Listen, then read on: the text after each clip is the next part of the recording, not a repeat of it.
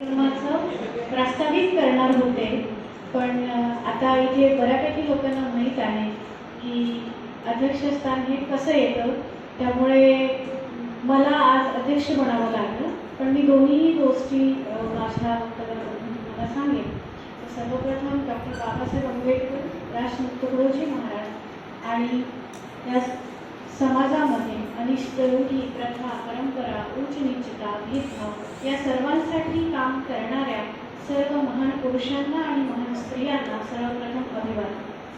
आजच्या आपण कार्यक्रमासाठी ज्यांना वक्ते म्हणून बोलवलं त्यामध्ये Sanjay Gajbhiye sir, doctor Saroj Dage madam, advocate Ramesh Shambharkar sir, तसेच समता सैनिक दलातील सामाजिक कार्यकर्त्या रंजनाताई वासे मॅडम यांच्यासह माझ्यासमोर उपस्थित असलेले सर्व विद्यार्थी, त्याचबरोबर या विद्यापीठाच्या विविध विभागांमधून आलेले सर्व विद्यार्थी, नागपूर शहरामधून वेगवेगळ्या कॉलेजेसमधून आलेले सर्व प्राध्यापक आणि समाजातील विचारवंत, हितचिंतक, त्याचबरोबर प्रिंट मीडिया आणि इलेक्ट्रॉनिक मीडियाचे सर्व प्रतिनिधी, या सर्वांना सस्नेह जय हिंद. मला असं वाटतं की या हॉलमध्ये जर आमचा शुभम सोडला तर वयानं सर्वात लहान असलेली व्यक्ती मी आहे. या नागपूर शहरामध्ये मला येऊन अजून एक वर्षही झालेलं नाही आहे, त्यामुळे आजचा कार्यक्रम घेणं आणि तो सक्सेसफुल करून दाखवणं हे माझ्यासाठी एक चॅलेंज होतं. आणि मला असं वाटतं हे चॅलेंज मी तुम्हा सर्वांच्या सहकार्यानं पूर्ण केलं आहे, कारण की कार्यक्रमाच्या शेवटाकडे आपण आलो आहोत आणि तरीही एवढी मोठी संख्या या सभागृहामध्ये आहे याचा मला मनस्वी आनंद होतो. इथं असलेल्या बऱ्याच व्यक्ती आहेत, आमचे विद्यार्थी आहेत M.A. आंबेडकर थॉटचे, की ज्यांना माहीत आहे की माझा जो विषय आहे तो दलित हिस्ट्री आहे.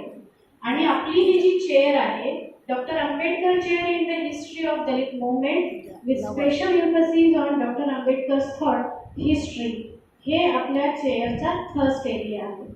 आणि हा या चेअरचा थर्स्ट एरिया असल्यामुळे 1920ला डॉक्टर बाबासाहेब आंबेडकर यांच्या नेतृत्वामध्ये सुरू झालेली ही आंबेडकरी चळवळ 2020 पासून तिने केलेल्या प्रत्येक गोष्टीचं 100वं वर्ष साजरे करते. जेव्हा मी इथे आले, सप्टेंबरमध्ये मी इथे जॉईन झाले होते, तर 1 जानेवारी च्या नंतर मी विचार करत होते की यावर्षी कशाला 100 वर्ष पूर्ण होतं. तर महाडचा 14 तळाचा सत्याग्रह तर आहेच, पण त्याबरोबरीने आणखी दुसरं असं काही आहे का जे पैलू हे अभ्यासातून सुटून गेलेले आहेत. म्हणजे असे काही इतिहासातील घटना, अशा काही इतिहासातील पैलू की ज्याकडे सहसा इतरांचं लक्ष गेलं नाही. त्यामध्ये मला असं जाणवलं की आपण स्त्री चळवळीचा जो काही इतिहास लिहिला त्यामध्ये बऱ्याच प्रमाणामध्ये सगळेच जे भाग आहेत ते कव्हर झाले, म्हणजे ज्यामध्ये स्त्रियांनी काम केलं. शिक्षणाचं क्षेत्र असेल, त्यानंतर सामाजिक कार्यक्रम घेणं असेल, किंवा जे काही आहे त्यामध्ये एक गोष्ट सुटून गेली आहे आणि ती म्हणजे समता सैनिक दलातील स्त्रियांनी जे काही कॉन्ट्रीब्युशन ह्या चळवळीमध्ये दिलं त्याविषयी कोणीही लिहिलेलं मला आढळलं नाही. यामध्ये एक आपण त्याला अपवाद म्हणू शकू की ज्यांना आज आपण वक्ते म्हणून बोलवलं, संजय गजभिये सर, त्यांचं एकमेव पुस्तक मला दिसलं की जे समता सैनिक दलावर लिहिलेलं आहे आणि त्यामध्ये नागपूरच्या कर्नल बाग हा जो काही एरिया आहे या एरियामध्ये असलेल्या समता सैनिक दलातील महिलांचे 1952 सालचे फोटो आहेत. बरोबर, हा एक मला दिसला. मग नंतर मी थोडासा अभ्यास केला, मग मला जाणवलं की 1940ला जंगल बुक नावाचे एक लेखक होते आणि त्यांनी असं लिहिलं आहे की आपण बाबासाहेबांची जयंती साजरी करतोय. असं महिला समता सैनिक दलाचाही एक वाढदिवस आपल्याला साजरा करायचा आहे. आणि मला असं वाटतं की ती पहिली एक ठिणगी होती की 1940ला तो व्यक्ती लिहितोय खरं तर की महिला सुद्धा समता सैनिक दलामध्ये असायला पाहिजे. आणि हे असं करता करता बराचसा अभ्यास झाला. मग मी इथे कोणते समता सैनिक दलाचे गट आहे, कारण मी असं वाचलं एका ठिकाणी की बाबासाहेब त्यांच्या भाषणामध्ये असं म्हणाले की मुंबईपेक्षा नागपूर शहरातलं जे समता सैनिक दल आहे ते खूप ॲक्टिव्ह आहे. आणि हे खरं आहे. कारण जर आपण तत्कालीन कालखंडातले हिस्टॉरिकल जे रेफरन्सेस आहेत ते जर आपण तपासले तर आपल्याला असं दिसून येतं की 1940लाच एक महिला या नागपूरमधली असं म्हणते की आपल्याला गाव आणि तालुका पातळीवर महिलांना सुद्धा समता सैनिक दलामध्ये आपल्याला त्यांना भरती करून घ्यावं लागेल, आपल्याला त्याची निर्मिती करावी लागेल. सो नागपूर हे जे शहर आहे हे त्या काळातही पुढे होतं, ते आजही तसंच आहे. हा सगळा अभ्यास करताना आणि मग मला माहीत नव्हतं की मी विभाग प्रमुख होईल त्यावेळेला, पण परिस्थिती बदलली. एप्रिलमध्ये मी विभाग प्रमुख झाले आणि पूर्ण वर्षभराचे कार्यक्रम आखायचे असतात, माननीय कुलगुरूंना ते दाखवायचे असतात. आपल्या विद्यापीठाच्या माननीय कुलगुरू doctor Madhavi Kshirsagar madam, Manali Kshirsagar madam यांना मी सांगितलं की असं असं आहे, हे वर्षभराचे प्रोग्राम असं आपल्या चेअरचा ट्रस्ट एरिया असल्यामुळे आपल्याला असं करावं लागेल आणि यातला पहिला कार्यक्रम हा समता सैनिक दलावर घ्यावा लागेल. आणि त्याही अग्री झाल्या. त्यांच्या मार्गदर्शनामध्ये आज आपण हा कार्यक्रम करतोय. मग बघते म्हणून कुणाला बोलवायचं तर मला असं स्वतःला असं वाटलं की फार अभ्यासकांना बोलवण्यापेक्षा आपण यावर भर दिला पाहिजे की जी माणसं प्रत्यक्षपणे काम करतात त्यांचे अनुभव हे फार महत्त्वाचे असतात. त्यामुळे वासे मॅडमला बोलवलं गेलं. डांगे मॅडम ह्या सुद्धा समता सैनिक दलामध्ये काम करतात. त्यानंतर शंभरकर सर जे आहे ते ह्या नागपूर शहरातली जी चळवळ आहे, तुम्हाला त्यांच्या बोलण्यातनं पण जाणवलं असेल की त्यांनी अनेक संदर्भ ह्या नागपूर शहरातील म्हणजे जे आपल्याला माहीत नाही आहेत किंवा जे लिखित स्वरूपामध्ये नाही आहेत आपल्यासमोर, असे अनेक संदर्भ त्यांनी सांगितले. कारण आंबेडकरी चळवळीचा जो इतिहास आहे हा इतिहास समजून घेण्यासाठी आपण वाचन करणं जेवढं गरजेचं आहे तेवढंच फील्डवर काम करणं, फील्डवर जाऊन त्याला समजून घेणं हे तेवढंच महत्त्वाचं आहे. त्यानंतर जेव्हा मी माहिती घेत होते की काय आहे वुमेन आता काय करतात, कसं काम करतात, तर मला आढळलं की फक्त महाराष्ट्रच नाही तर या भारतातल्या विविध राज्यांमध्ये स्त्रिया ह्या समता सैनिक दलामध्ये आजही काम करतात. मला उत्तराखंडाला एका कार्यक्रमासाठी बोलवलं होतं आणि तिथे एक महिला आली होती. ते एक भाग आहे जिथली मिरची खूप फेमस आहे, भिवापुरी. तर ते भिवापूर या गावावर एक महिला आली होती. उत्तराखंडाला ज्या दिवशी कार्यक्रम होता ती मिरचीचे नाकणं काढण्याचं दिवसभर काम करणारी महिला होती. तिचं काय नाव होतं? लता त्या महिलेचं नाव होतं. ही महिला दिवसभर मिरचीचे नाकणं काढून स्वतःच्या संसाराला हातभार लावणारी महिला ही त्या कार्यक्रमामध्ये माईक हातात घेऊन समता सैनिक दल किती महत्त्वाचं आहे, त्यामध्ये स्त्रियांनी येणं किती महत्त्वाचं आहे हे सांगत होते. आणि ही बाबासाहेबांच्या चळवळीची ताकद आहे, ही बाबासाहेबांनी महिलांवर ठेवलेल्या विश्वासाची ताकद आहे. ही एक सामान्य महिला तर ती किती महत्त्वाचं बोलते. आणि माझ्यासाठी तर हा विषय महत्त्वाचा होता की आता 21व्या शतकामध्ये म्हणजे ही जरी एक सामान्य महिला असेल तरी अक्षरशः ऑफिसर्स असलेल्या महिला सुद्धा समता सैनिक दलाचा ड्रेस घालून सर्वसामान्य माणसांसारखं रांगेला शिस्त लावणे, लोकांना सूचना देणे, ह्या प्रकारचे कामं त्या करतात. तर हे अशी कुठलं स्पिरिट आहे या लोकांमध्ये की जे आज 100 वर्षानंतरही टिकून आहे. आणि हे इतकं महत्त्वाचं जे स्पिरिट आहे किंवा ह्या महिला जे काम करतात हे आतापर्यंत इतिहासाच्या लेखनामध्ये किंवा सामाजिक जे काही लेखन असतं त्यामध्ये ते का आलं नाही आणि दलित चळवळीच्या इतिहास लेखनामध्ये सुद्धा ते का आलं नाही. हा भाग असा का राहिला किंवा जे समता सैनिक दल आहे ह्या समता सैनिक दलामध्ये एवढे फ्रॅक्शन्स आहेत हेच मुळात मला आधी माहीत नव्हते. जसजसं मी समता सैनिक दलाचा अभ्यास करायला घेतलं आणि ही गोष्ट खूप महत्त्वाची आहे की 27ला समता सैनिक दल स्थापन झालं याचा अर्थ त्याच वेळेला ते प्रत्येक खेड्यामध्ये, प्रत्येक शहरामध्ये, राज्यामध्ये स्थापन झालं असं नाही आहे. त्याची एक प्रोसेस आहे. त्याची एक प्रोग्रेस आहे. तुम्ही जर जुने काही संदर्भ पाहिले म्हणजे वेशवे सरांनी तर खूप अगदी प्रायमरी सोर्सेस सह आपल्या समोर ते ठेवलंय की असं असं झालं होतं. परंतु तुम्ही जर अत्यंत बारकाईने समता सैनिक दलाचे संदर्भ जर बघितले, तुम्हाला असं लक्षात येईल की समता सैनिक दलाच्या शाखा स्थापन ज्या खूप मोठ्या प्रमाणावर झाल्या त्या कधी झाल्या तर सर्वात पहिल्यांदा जेव्हा स्वतंत्र मजूर पक्षाची निर्मिती झाली तेव्हा सर्वात पहिल्यांदा खूप मोठ्या प्रमाणात.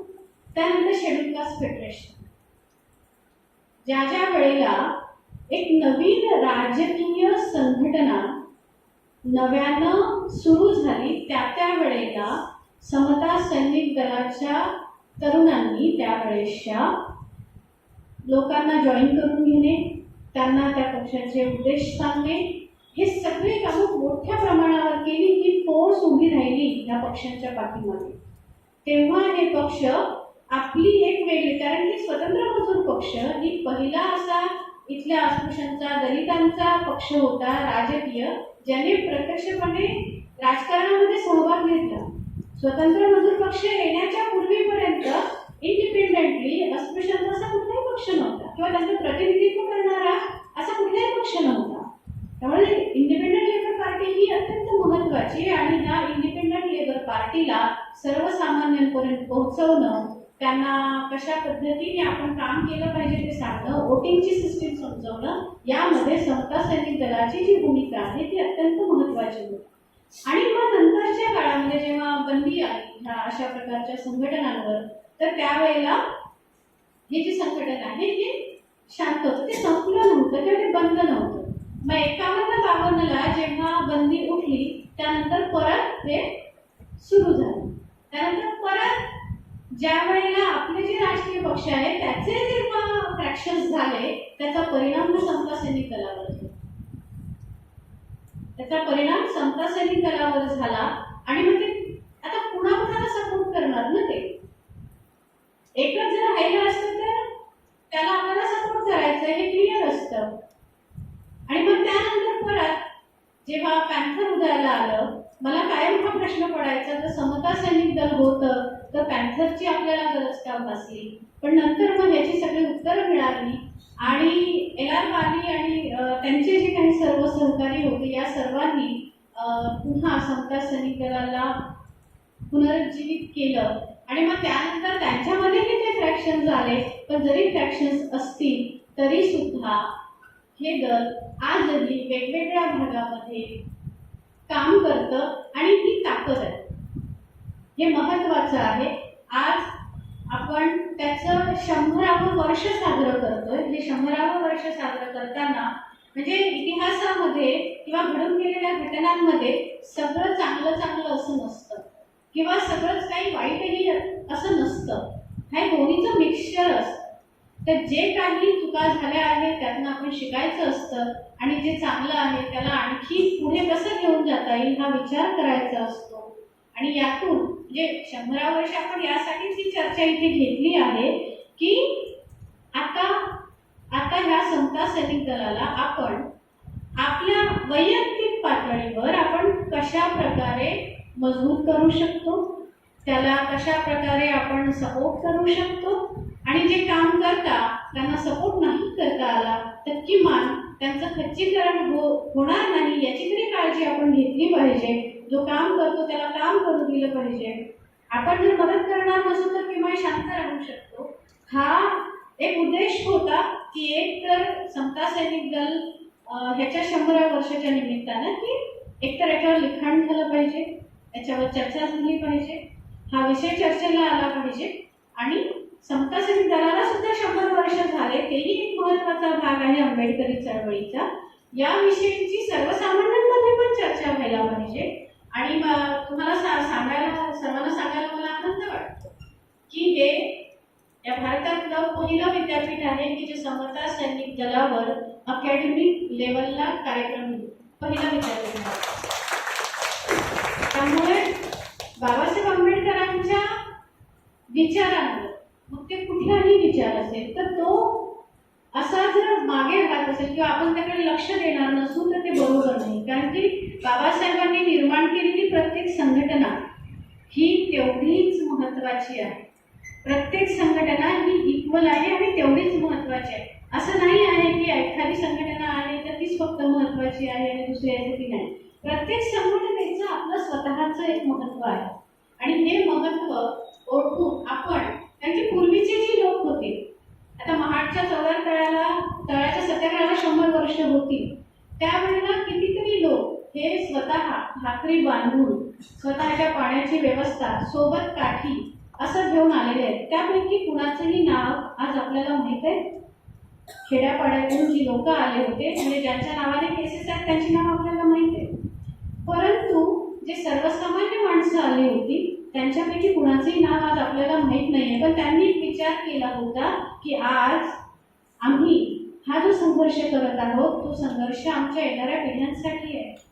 त्यांच्यामध्ये असलेली ती जी एक वृत्ती होती ज्यामध्ये कुठलाही स्वार्थ नव्हता, त्या वृत्तीची माणसं आज आपल्याला हवी आहे, जे हा विचार करतील की माझं नाव असेल किंवा नसेल पण माझ्या येणाऱ्या पिढ्या ह्या सन्मानानं जगतील. असा विचार करणाऱ्या माणसांची आज गरज आहे. पण जसं की शंभरकर सरांनी सांगितलं की आपल्याकडे असे लोक आहेत की तुझ्यापेक्षा मी मोठा, तुला समजत नाही, तुझ्यापेक्षा मला जास्त समजतं. तर मला असं वाटतं की असे नाही, काही असे पण आहे ज्यांना असं वाटतं की जे काही समजतं ते फक्त मलाच समजतं. असे पण भरपूर आहे. त्यामुळे ह्या ज्या काही प्रवृत्ती आहेत ह्या सर्व प्रवृत्ती ह्या असणार आहेत, पण आपण एक सकारात्मक दृष्टिकोन ठेवून पुढे जायला पाहिजे. आंबेडकरी हा जो समूह माझ्या समोर आता बसलेला आहे, तुम्हा सर्वांना मला हे सांगायचं आहे, ही जी केंद्र शासनाची चेअर आहे ही बाबासाहेबांच्या नावाची चेअर आहे. ही चेअर इथून पुढे ज्या ज्या गोष्टीला 100 वर्ष पूर्ण होतील त्या प्रत्येक गोष्टीची आपण दखल घेणार आहोत. त्या प्रत्येक गोष्टीवर विचारमंथन इथे होणार आहे. तुम्हा सगळ्यांचं सहकार्य मला इथून पुढेही अपेक्षित आहे. तुम्ही सर्वजण इथे आलात त्याबद्दल मी खरोखर सर्वांची खूप खूप आभारी आहे. मी प्रत्येकाचं नाव घेणं शक्य नाही आहे इथे, पण आमचे MSc विद्यार्थी, त्यानंतर रामटेके सर, त्यानंतर इथे बरेच माझी मैत्रीण आली आहे, जेवढे पण आहे. आता मी इथे नवीन असल्यामुळे मी तुमच्यापैकी प्रत्येकाला ओळखत नाही, तुमची आणि माझी तेवढी ओळख नाही आहे. तर तुम्ही सर्वजण माझ्यासाठी महत्त्वाचे आहात. समता सैनिक दलाचे जे कार्यकर्ते इथे उपस्थित आहेत ते सर्व तुम्हा सगळ्यांची खरोखर मी मनापासून आभारी आहे. मला असं वाटतं की आज इथे झालेली ही जी चर्चा आहे ही चर्चा तुम्ही आता जेव्हा बाहेर जाल तर बाहेरही समाजामध्ये हा विचार तुम्ही पेराल या अपेक्षेसह मी थांबते. जय हिंद.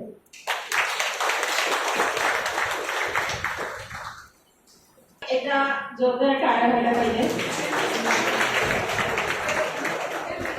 आणि खरोखरच ज्या चांगल्या गोष्टी आहेत आपण त्या समोर आणि कार्यक्रमाचा शेवटचा पाडाव म्हणजे मार्गदर्शन यासाठी मी डॉक्टर निशा महाडे मॅडम यांना आमंत्रित केले.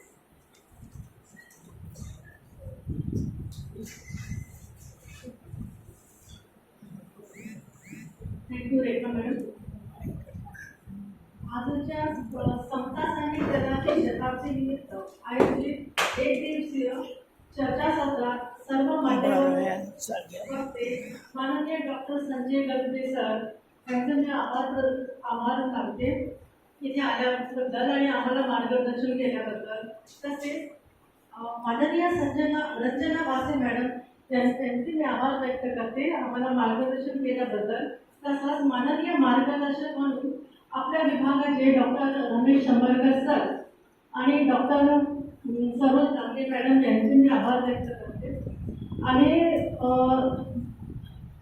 आजचे अध्यक्ष माननीय डॉक्टर मनाली क्षीरसागर मॅडम आज इथे नाही आहे पण मी त्यांचे पण आभार व्यक्त करते. आणि तसेच माननीय डॉक्टर सुनीता सावरकर मॅडम यांचे मी आभार व्यक्त करते. विभाग प्रमुख त्या आमच्या विभाग प्रमुख आहेत आणि आत्ता त्यांनी जे अध्यक्षीय भाषण केलं त्याकरता आणि जे मार्गदर्शन मला मिळालं तर त्याच्याकरता मी त्यांचे आभार व्यक्त करते.